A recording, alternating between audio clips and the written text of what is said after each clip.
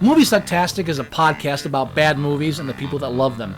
But it's more than just a podcast. It's also an online presence. If you want to know more about Moviesucktastic or want to become a part of Moviesucktastic, you can find us on Facebook. You can find us on Twitter at Moviesucktastic. You can find our blog at boothreviews.blogspot.com. Or if you want to give your own reviews that we might use on the show, you can go to reviews.moviesucktastic.com and check out our own little lunch.com community for Moviesucktastic. Check us out and become a part of the show, because the only thing more fun than a bad movie is sharing it.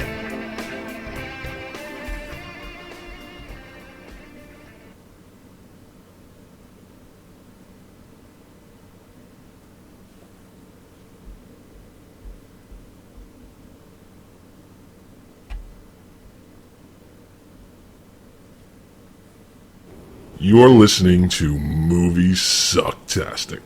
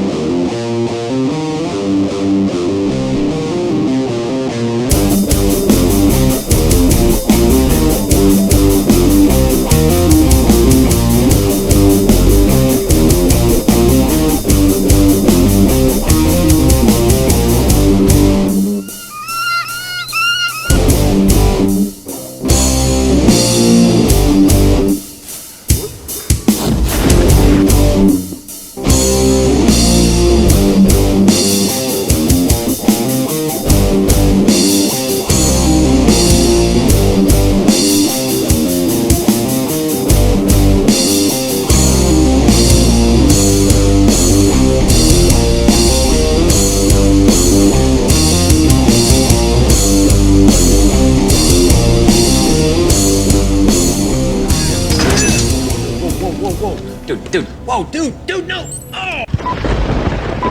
Well, hello there. What? Who are you? I am the voice in your head. Oh, no, I know that voice. No, you're not that. You will transfer $1 million into my account. What am I, a Canadian PayPal guy? Come on. Sorry. I thought you were going to say a Nigerian prince, but that's okay. Welcome to Moviesucktastic. Hello. Episode number 100 and something towards the Oscars. That's right. We're kind of playing loose with the numbers here because we're recording a lot of episodes at once to catch up. Well, we intended to do it this way anyway. We just don't know the order that they're going to go in yet, mainly because of the fact that our 200th episode is coming up, and we really are trying not to make that just a regular film review. We're trying to do something special. So we're going to get all of these episodes out before the Oscars, which is in 2 weeks. Or actually less than 2 weeks. I think it's 12 days. So quick. Yeah. And we're gonna get them out that way, but we're gonna do something for our 200th, and we just don't know what. We just don't know what the fuck we're gonna do. But we'll know before you do, and that's all that matters. Yeah. So this episode, we're reviewing an Oscar-nominated, Best Picture-nominated film, The. Oh, hi, Scott. Oh, hi, Scott. You keep getting my movie wrong. Oh, hi, doggy. So this came up last episode. I keep mixing up Room with The Room, just because of the name, obviously. And The Room, of course, by, what's his name again? Tommy Wiseau. Tommy Wiseau. Very famous, horrible film. And I couldn't stop giggling, and I wanted to wait until this episode. Joey, you've seen this film, right, Joey? Obviously, because we're reviewing. Of course, I've seen it, yes. I liked it. So there's the one. Very much. So there's the one scene. There's a scene, and you know what? There's not much spoilers for this movie because you know the plot going in. What you're going in for is like the journey. It's in the trailer. They're they're trapped, and they get out. Teenage girl is kidnapped and trapped as a sex slave, which happens a lot more often than you'd think. Yeah. And all seriousness aside. In captivity, she has this child and raises the child up until age, 6, 8? 8. 5. That's what I meant. And It's and so those up until the age those of 5, couldn't be two more different ages. You know what I'm talking about. Up until the age of 5, this kid only knows this one room as their entire world, and then they escape, and then, oh, wow, then there's the whole coping thing. But so this kid has a morning ritual where he goes around the room and says, good morning, sink, good morning, dresser, good morning, chair. And so good morning, lamp. And when he said good morning, lamp, I'm just like, I love lamp. I love lamp. So I would have worded that differently, just for the idiots out there like me that are thinking of fucking Ron Burgundy. I love lamp. And all I can think of is Tommy Wiseau's, oh, hello, sink. Oh, hello, cabinet. Oh, hello, lamp. Oh, hello, chair. Hi, doggy. Oh, hi, chair. I had that imaginary doggy once. Hi, doggy. Oh, Ma, you're so funny. Ha, ha, ha, ha, ha, ha, ha. And you're right. If they don't do that in the Oscars, then they fucking lost every chance they ever had. Yeah, it'll be... It's an opportunity that they shouldn't miss. So, inopportune naming references aside, let's review the movie Room. Room. After you, sir. Now, this is an adapted screenplay. It's based on the book Room, which was a huge hit when it came out. Best-selling novel. And I'm not familiar with when the book came out. Years ago, I think? Yeah, so obviously it became such a...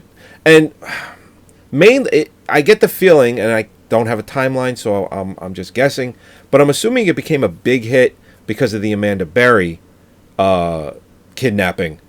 You know, because she was also kidnapped with 2 other women, and they were held in captivity for something like 12 years.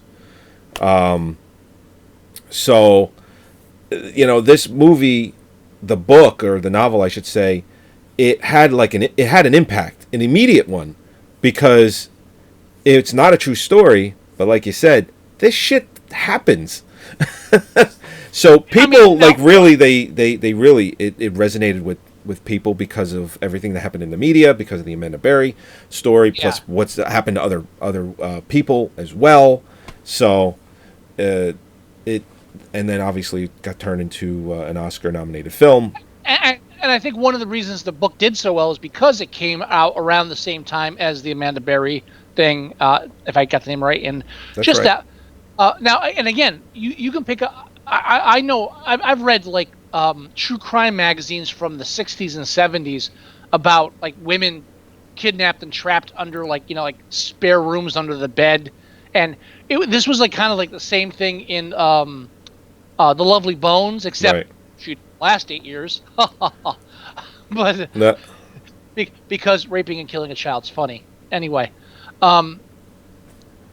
So this happens a lot more often than you would think is popular, and so she didn't, as she said in many interviews, she didn't base it off of one specific incident, but the fact that it came on the heels of a major incident with 3 women that were having children at the same time, in this house for years on end, it had an impact. Definitely, it was fortuitous the timing of the book.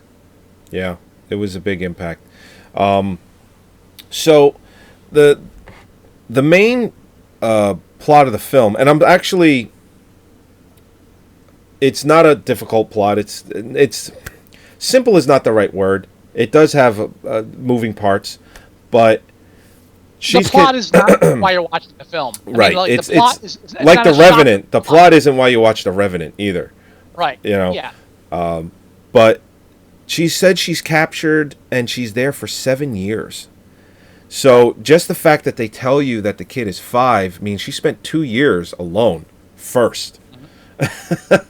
So it's like to wrap your head around that. Now, I'm going to say mild spoiler alert because there's 1 or 2 things I'm going to talk about the film that don't ruin the film for you. Okay. But if you want total surprise, then mild spoiler alert. Okay. But again, you know the plot. They're captured. At one point they escape. It's right in the trailer. Not only do they tell you that they escape in the trailer, they show you how in the trailer. Which is fucked. Come on, at least leave that much to the imagination. I know. Yeah, the whole idea is just wrapping your head around the idea of living in this like one room for 7 years, or as a child growing up for 5 years, and then all of a sudden going back into the real world. Yeah. And that's like where a lot of the drama and tension comes from. And this film is up for Best Screenplay, which is one of my favorite categories. It's up for Best Adapted Screenplay. And this is a rarity, I think, in my opinion, because it's adapted by the original author. She wrote the book and she wrote the screenplay. Oh, wow. That usually doesn't go over very well. Usually doesn't work, but she had written the screenplay previously. So it's not like it was her first screenplay. It wasn't like Stephen King writing Sleepwalkers. You know, she had done a film back in 2002 called Pluck, which was only 10 minutes. You know. So. Oh, it's a short movie. Jesus. Yeah, but come on. Anyway, but she adapted her own screenplay, and I think she did a hell of a job. I did not know that the author wrote the screenplay as well, so I will agree with you. Yes. Yes, I'm right. You're good.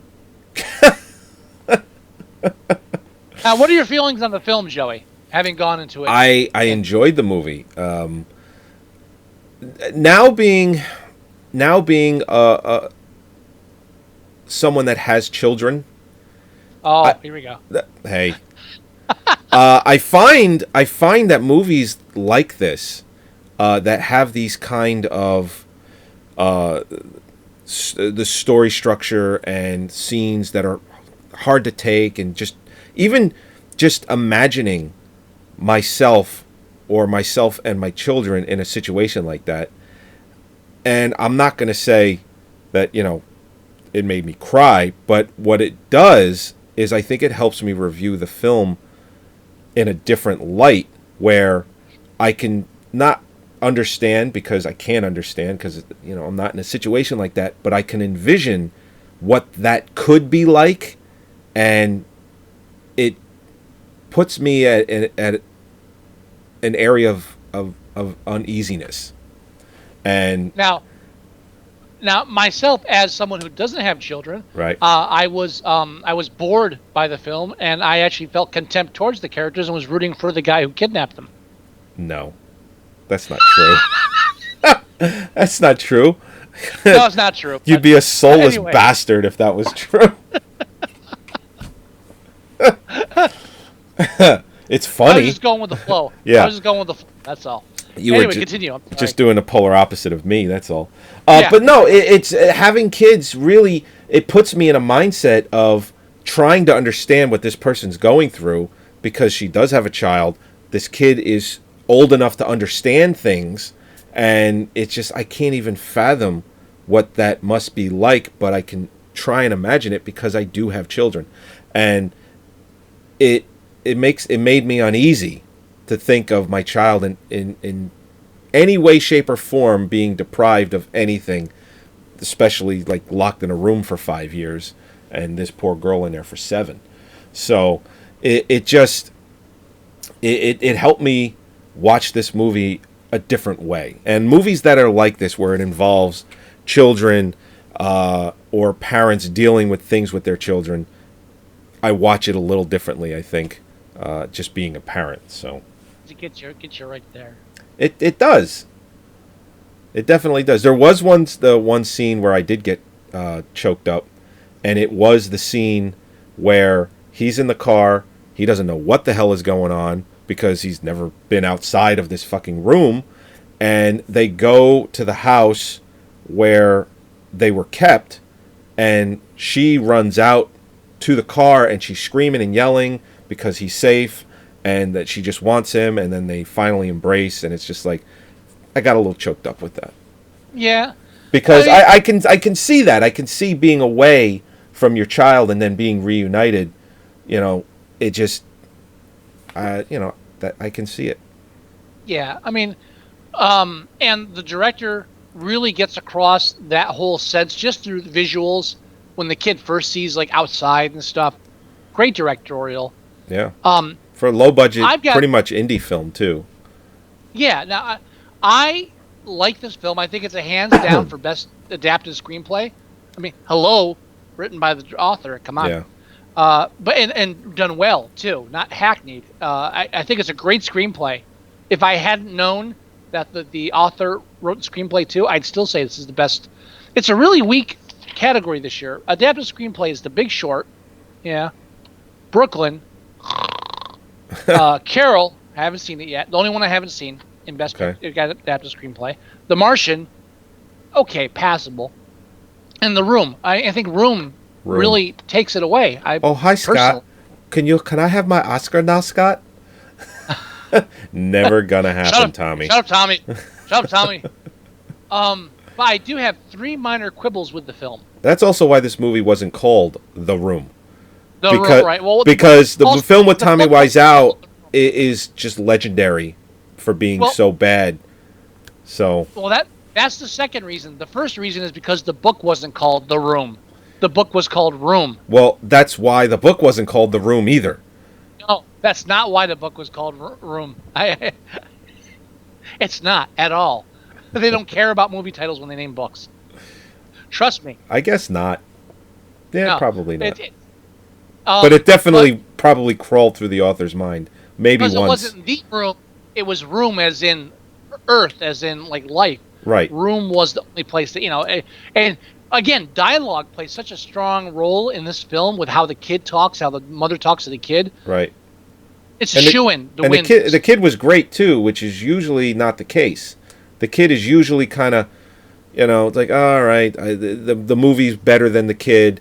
But the kid actually did a really good job as far as playing a kid stuck in this room for so long and dealing with getting out of it. And I was annoyed at first when I read that the kid wore a wig for the long hair during those scenes. But then I kind of realized, yeah, it's kind of hard to have a kid grow 5 years worth of hair because, the kid's 5.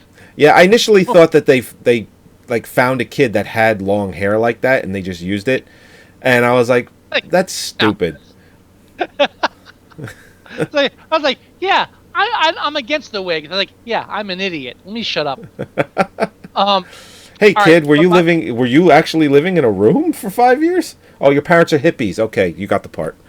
How cool would it be if they combined room with boy and actually did this and filmed it over 5 years? There's your next project, you fucking flake. Linklater, Richard Linklater. Yeah, Linklater. Yeah, how about trapping a woman and like having her raise a child for 5 years and filming every year? You fucking hack. Not a fan of that guy, in case you didn't notice. No. Anyway, only movie I ever truly loved by him was Dazed and Confused. Such a good movie. Never seen it. Great movie. You should check it out. I should. It's on my list. So I have 3 minor quibbles with the film. All right. And I'm assuming the film is faithful to the book since the author wrote the screenplay. Yep. So it's probably a quibble with the author itself. And you can tell the film was written by a woman. Because of... Okay, Mr. Trump. 3 or 2? No. I think it's a fair criticism. All right, there's 2 scenes in the film that I was like, all right, yeah, written by a woman. I get it. Let's move on. First. No, 3. There's 3. First, the first scene. You said when 3. The kid escaped. Yeah, 3. When the kid escapes from the cops. Put your martini down, sir. And it's to the right. And the 2 cops find him. It's a black female cop and then a white male cop. Yep. Right? Yep. So the black female cop is, okay, where's your mother? What is this? And then the fat white cop in the front seat driving is like, kid's probably on drugs. What the fuck? Really? You know what? I like that you're going here. Because this is actually a problem that I've noticed, the shaming of men this way. Watch any commercial on TV where there's a man and a woman in the commercial, the man is a moron. Well, that's different because they're selling to women, so they understand. No. It's not always being sold to women. I'm saying, just watch any commercial. Just any, like for instance, here's a commercial recently. There's a Discover Card commercial. Perfect example. Discover Card, they don't care who they sell their credit to. But the commercial has the woman on the phone talking to the other person who is also a woman, and she's talking about how her husband did this with the this and this and the credit card and all that, and she goes, "Oh, okay, blah blah blah. Oh, he did this. Oh, that's great with the credit card. Oh, is he still in trouble? Oh no, last week he came home with a puppy, and there he is coming down the stairs because his puppy's gonna piss on the carpet. And of course, the man is a fucking moron." Well, watch any commercial with men and women in it. The man is a moron every time. Well, because in a married relationship, that's usually the case. But what I'm saying is, in this specific instance, they're like, okay, the overweight white guy has to be crude and not care about the kid. And like, the kid's probably on drugs. But and every time this black woman cop is trying to get something for the kid, the fat white cop, male cop, has to interject, and then she's like, "Shut up, will you? I'm trying to talk to the child." And they're like, "All right, yeah, I get it. Men are insensitive and assholes. Yeah, fuck off." Then later, like the father of the girl that was kidnapped and rescued can't even look at the child. And okay, on a character level, I'll give you that. But it's just so like, what kind of situation where you can't even look at it? It just feels a little bit female centric. Yep. Now, and the third part isn't really male versus female as much as, okay, a blatant attempt to ratchet tension in the storyline that doesn't ring true to reality. Eventually, she cedes to an interview with the press, and they get a female interviewer there. Yep. During the interview, now, I would assume if their lawyer is not a fucking retard, that they cleared the questions before the interview with the girl who was captured and imprisoned for 7 years. Right. Well, let's just assume that they're allowed to screen the questions ahead of time, because that would be the smart fucking thing to do. Even if they didn't do that, the fact that the female interviewer would question the mother's decision not to abandon their child at birth, a teenage girl kidnapped during high school, and you're going to question, why didn't you come to the logical conclusion to let him take your baby when you had it? What the fuck? What? Besides Nancy Grace, what journalist would actually ask that fucking question to a girl that was kidnapped during high school and had a child after being raped for 2 years, and ask her, well, how come you didn't 7. come to the rational decision? No, raped after 2. Oh, she was raped. Until she actually had the baby. Yeah, she was raped for 2 years. She was raped continuously, but she had the baby after 2. Yeah. And it's like, what female journalist would actually ask the question, how come you didn't have the child's best interest in mind when, as a raped pregnant teenager, you decided not to beg the person to give your child away? So, right. Who the fuck? And then she asked the question of about the father being in the kid's life. It's like, wait, what? Is this going to happen from prison if he's ever caught? It's just like, who? First of all, again, like, reality sinking in. 1, are they screening these questions? And 2, who the fuck would ask this of a girl who, as a teenager in high school, was kidnapped and raped repeatedly in a locked room? Really? Who the fuck? Again, except Nancy Grace. Who would fucking do that? So there are these little moments where I'm lifted out of the story by the author's bias and the author's blatant attempt to just twist the story towards the direction she wants to go in. Right. Other than those 3 little points, great story, great screenplay, great book. I guess I haven't read it. You know what my favorite commercial that involves a man being a moron is? What, pray tell? It's a Century 21 commercial. Yeah. It's a real estate commercial. I think I've heard this one. Yes. This one involves. Why is there an interview with Michael Keaton on the screen? It's the wrong interview. Let's kill that one. An overused phrase you catch yourself using? Okay. There we go. I can't hear it. No. Okay. I muted it, but it's gone. All right. Anyway, it's a Century 21 commercial. It's a real estate commercial. It's a man and a woman in their kitchen talking about, and this is during the real estate, the bubble had just burst. Okay? So now everyone is scrambling, trying to figure out, fuck, the Ponzi scheme is over. I'm not going to be able to buy this $500,000 house and sell it for $1 million next year. God damn it! So all of the realtors and all of the realty companies like Century 21, they're scrambling to try and make sure that they still get your money because they knew something was coming. So they got a man and a woman in the kitchen, and they're fighting. They're fighting over whether they should buy a house or not. And of course, the answer was no.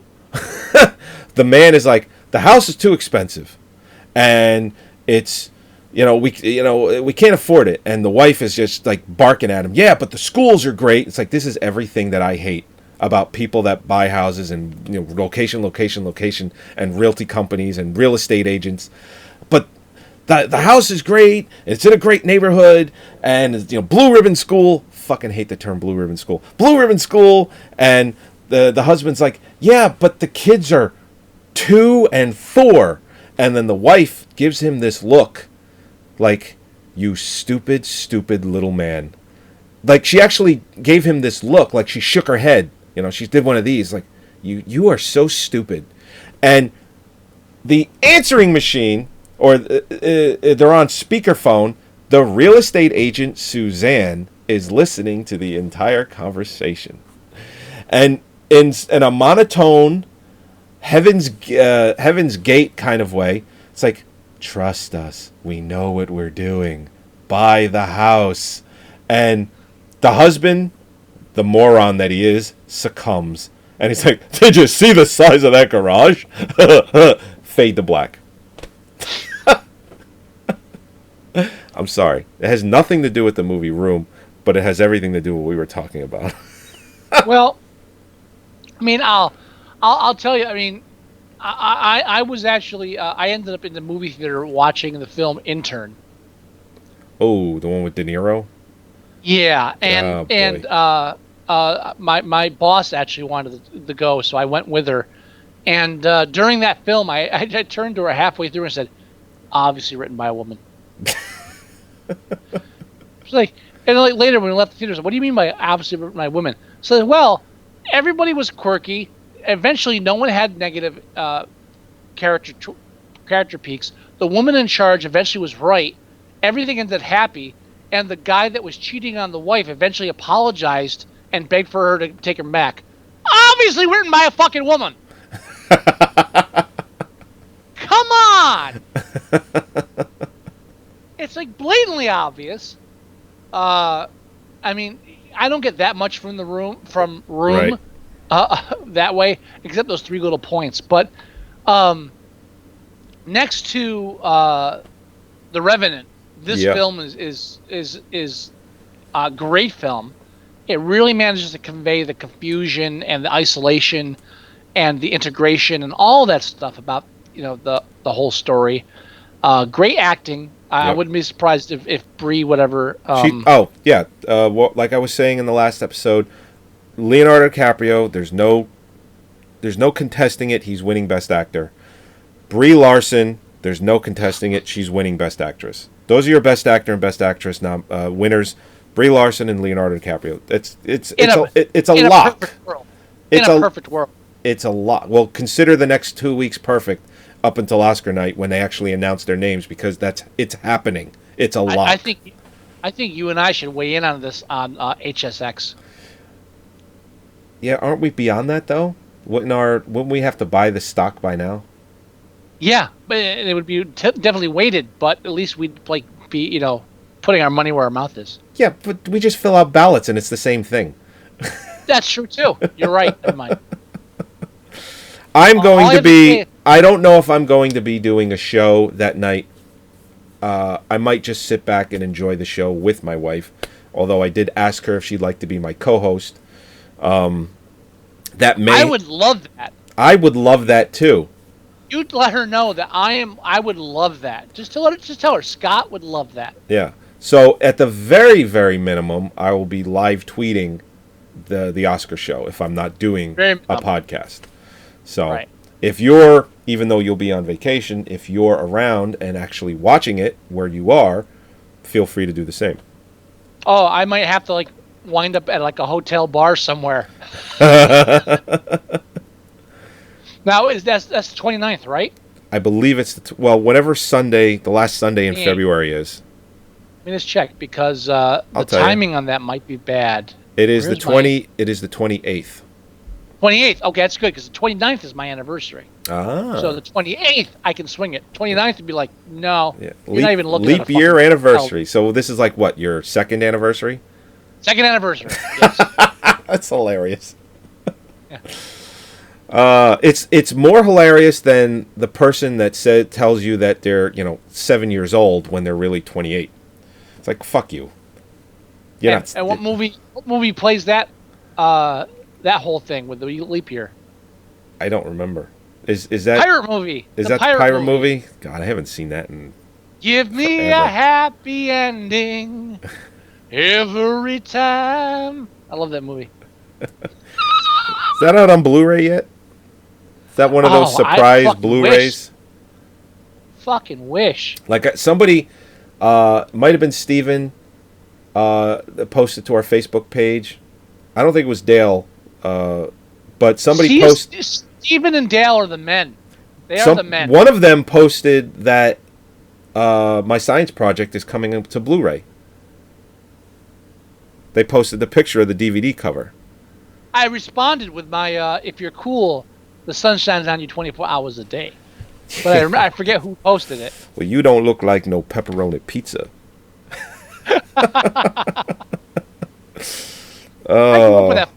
That was one of those movies that made no money, that was played ad nauseum on Showtime. All right, real quick.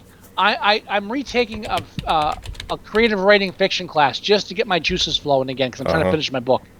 And for the first time ever at Warren County College, great teacher, great professors. The people that run the school are fucking assholes. For the first time ever, I'm the oldest person in the class. Literally, everybody else is a teenager, and then there's me. Oh, it came out yesterday on Blu-ray. What did? My science project. Oh, great. It's $10. And the professor's probably a little bit older than me. Maybe 10 years older than me at the max. I think he's roughly 10 years older than me.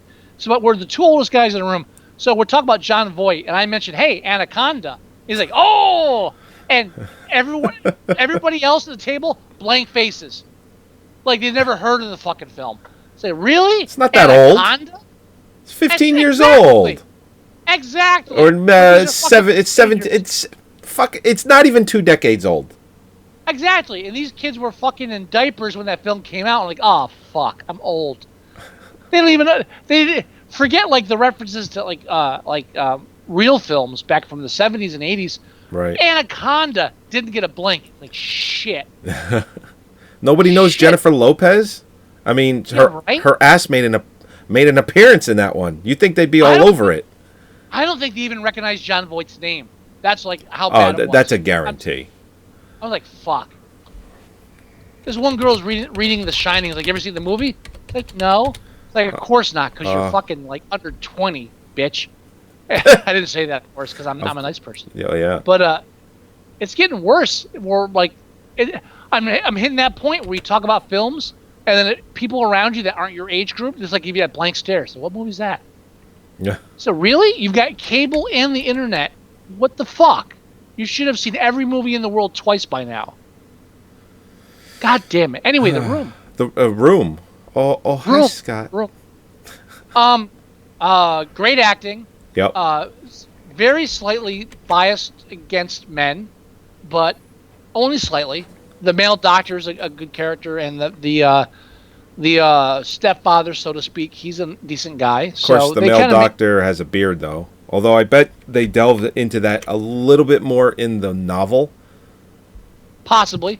I wouldn't be surprised, is all I'm saying. I wouldn't be either. Yeah. If anyone was wondering why I'm even saying that, is because the person that kidnaps her has a beard. So, there's. I don't know if there was a connection psychologically probably some connection with that. I would wonder if, and I don't know if the whole book's from the perspective of the child either. I haven't read the book, so I don't know if the whole book is from the child's perspective. I don't know. I haven't read it either. I believe it is, but I'm not certain. So that would be a question. I mean, from the movie standpoint, the film, for the most part, doesn't show anything outside of the child's perspective. Right. So I'm leaning towards the book being from the kid's point of view. I don't know. I haven't read it. But in that sense, the film kind of follows that same chronology where the kid is the focus of the film. So we don't experience anything that the kid doesn't experience. Mm-hmm. So that's there. But, I mean, as far as best adapted screenplay, hands down. If this film doesn't win, then, fuck them. Best picture, I would say top 3. If I had to go best picture in order, I'd go Revenant, Mad Max, Room. That would be my order. I would say Revenant, Room, Mad Max because of the ending of Mad Max. And you know how I feel about the ending of Mad Max. I'm much more forgiving. I'm much more forgiving of it than you. I'm not disagreeing that it wasn't a weak ending. I'm just saying I'm not holding it against it as much as you are. Ruined the whole movie for me. That's not true. Kind of did. It's the only part of the. It's one of only 2 parts I regretted from the film. The other part is the fact that they kept mentioning redemption every 15 minutes. I tell you what, how about we do this? Let's just call it Redemption Road, and you stop saying the fucking word. How about that? Other than that, I'm fine. Wasn't there a movie called Redemption Road with Leonardo DiCaprio? With Leonardo? Yeah, and Kate Winslet. Was that called Redemption Road? Oh, wow. I don't think of such a film exists. Was that subconsciously? Are you thinking about Perdition? No. Road to Perdition? No, that was Tom Hanks. That was a Sam Mendes movie. Right. Revolutionary Road. Sorry. Okay. Revolutionary Road. I didn't Road. think so. No. I was close. Not really. It began with an R. In that case, yeah, very close. Okay. But you heard it here first. Room, best adapted screenplay, and probably not first, but you heard it here, and definitely one of the top contenders for best picture. Yeah. Yeah. Especially with the whole pro women movement being popular now. It's just popular now. It's fucking women. Women. Well. Anyway. All right. Oh man, we're only halfway done. Now, am I the only person that I kept waiting for the twist where the Jack was actually a girl? No, I no. Or I should say, yes, you were the only person. Okay. Because I wasn't. I was like, no, he's a boy. For the first half hour, I'm waiting for that twist where I lied about it being a boy because I didn't want him to rape her. But then it didn't happen. I was like, all right, fine. I'm sure in the book. I'm sure it was. It maybe went into the when she did deliver, and it turned out to be a boy. That there's probably a section in the book where there's this relief, and maybe that was mentioned at that part of the book. But anyway, all right. I'm going to be doing this a lot of times tonight. Go to our website at moviesucktastic.com. And moving on. Yes. And download all our shows there. Tune in every week at 8 o'clock on Thursdays live. And also you can listen to the show right from the website. You can go to our Facebook.com/Moviesucktastic page, and you can see everything that we post there. It's all movie related. It's everything we talk about. You can go to iTunes and you can download the show there as well. Leave a review. You can call us at 908-514-4470. If you want to email us, the address is themovieguys@moviesucktastic.com. Also, go ahead and go to our Tumblr page at moviesucktastic.tumblr.com. You can download the free Android app for your phone, tablet, phablet. Scott loves his phablet. Don't fucking say that word. It's the only reason I do say it. I know. It's you can get that It's totally free. Everything I just talked about is on there and easy to get to. You can listen to the show right from your phone. There's also a mobile version of the website for all of you iPhone users. And, yeah, if you want to do a Google search for us, Google it. yeah, we come up just about everywhere. Just do it. Fucking awesome. Just do a search for Moviesucktastic. And that about does it. Do you have any words of wisdom, Mr. Wilson? Yes, don't kidnap teenage girls and keep them in a shed for 7 years, raping them repeatedly, because that's not nice. Well, I will speak for myself to say that should be a known, a given, but I'm glad you mentioned it anyway. If it was a given, it wouldn't keep happening. I'm just saying. It's true. All right, everybody. We'll talk to you next week. Bye-bye. Or the next 5 minutes. Stop breaking down the fourth wall, man. Why you got to do that? Well, there's no walls because it's audio, so technically there are no walls, man. We're like in the ether. No, they're virtual, but there is walls. Virtual. Nobody needs to know that we're doing another episode right after this, but now they do. Now they do, yeah. But you know, that just means we work hard. Yeah, we work our asses off. All right. Because we're dedicated. Yeah. All right. Bye-bye. Bye.